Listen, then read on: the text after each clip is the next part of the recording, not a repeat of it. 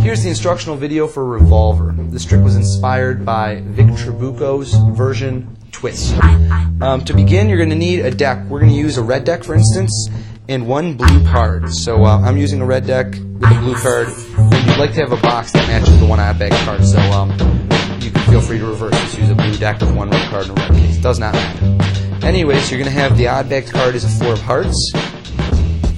And what you're going to do is place that right on top of the deck. And what I would recommend doing is having the deck in the box, pulling this out as one of your first effects, your first effect in fact, and just playing with the cards. Don't emphasize, I would highly recommend not doing this, the classic move, because that just draws suspicion. Just play with the cards in a natural way, and you can just do swing cuts, followed by catching a break and double undercutting to the break, so you always have the blue card still on the bottom. And just play with the cards, patter, be very loose about it, and it'll seem like a blue deck of cards. You don't need to prove it because blue box, blue card, laymen are going to think that's a blue deck. It makes sense. So go ahead and pull out the ace through 4 of hearts. And you can drop them down on your working surface if you'd like. And you can turn over the pack. Be careful not to flash red cards because you only have that one card on top. What I recommend doing at this point is reorganizing them. So what you're going to have is ace, 2, 3, 4. So the 4's at the bottom, the ace is at the face here, and you're going to want to get a break below the top card. I would recommend doing somewhat of a wrist kill here, turning your wrist down and just pushing the cards over. Here's an exposed view, pushing it over, bringing it back to get a pinky break. Now you don't want to do this here because obviously that'll expose the red card. So while you're playing with these cards and arranging them, you can just right down here in exposed view, catch a pinky break. Bring the cards up, square up, and steal away the one odd-backed card.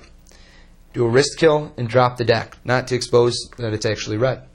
At this point, you should have the ace through 4 of hearts, followed by the odd-backed 4 of hearts. You're going to use a biddle grip and pull off all the cards holding the 4 of hearts, the red one with the blue one, back to back as a double. Or I'm sorry, as a single card. It's actually a double card. Take the 2 cards, seemingly 1, along with the 3, and place those into the middle and square up. So at this point you have 2 of hearts, red 4 of hearts, blue 4 of hearts, 3 of hearts, ace of hearts. And what you're going to do at this point is just a standard biddle count. You're going to count off 1, 2, 3, and hold the last card as a double. So they're going to think that's the ace. In reality, every single time they see this, it's just the blue 4. Close it up, you're going to do it again. It's going to this time look like the 2. And every time you're holding a double in your right hand, the last card over. Do it again. There's the 3. It pretty much works itself every time. Now for the 3, I like to add in a fun thing where it turns back over. The way I do this is I'm going to use an Ascanio spread. So I close everything up, and what I'm going to do is an Ascanio spread. The way this works is you're going to hold all the cards from above. Your left thumb is going to peel the face card, the ace of hearts, over to the left and down. Okay? Over, left, down. Your left forefinger and middle finger from underneath are going to pull the bottommost card, which happens to be the 4 of hearts, to the left. And finally, you're going to use the same fingers from underneath, the left forefinger and middle finger, to pull the next bottommost card, the 2, over and to the left. So what you're left with, and you can kind of shake these up, is your right hand is going to hold a double card. So it's holding the 3 of hearts, the red one, back to back with the blue 4 of hearts, the odd-backed card. And so that gives the illusion of the 3 having instantly turned back over, face up.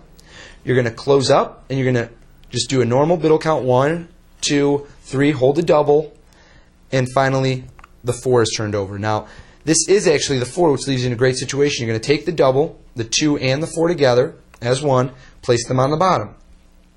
You're clean at this point. You can turn over the 4 and show that it really is the 4 as they expect. You're going to buckle. Okay? All I'm doing is squeezing with my left forefinger at the corner and buckling the card. And I'm going to place the 4 into the gap created by the buckle. So it's going second from the bottom, above the real 4. Push it in, and I give it another twist. And at this point, you're just going to do another simple count. 1, 2, 3, and hold the double. Now at this point, you have the 4 and the other 4 near each other, next to each other, held as a single card with the odd back 4 on top of the red 4. So that when you turn your hand over, this would actually be held squared once you count. you're going to turn it over, and you can show 4 red backs. And at this point, for the big climax, you turn over the deck, spread it out, and there is an entire deck. And at this point, there's a few options for cleanup. If you want to do more tricks, what you can do is you could place the entire deck on top of the cards. So on the bottom is the one card you need to get rid of. And you could place it in the box if you wanted and say, well, wait a second, the box doesn't match anymore. Then dump it out. And as you dump, your fingers could catch that blue 4, leave it in the box, hide it as you do that, okay? So all you're doing is leaving, you're ditching the other 4, and then you're ready to perform your next trick. Totally clean, no odd back cards, and you're ready to go on your next card routine. That's Revolver.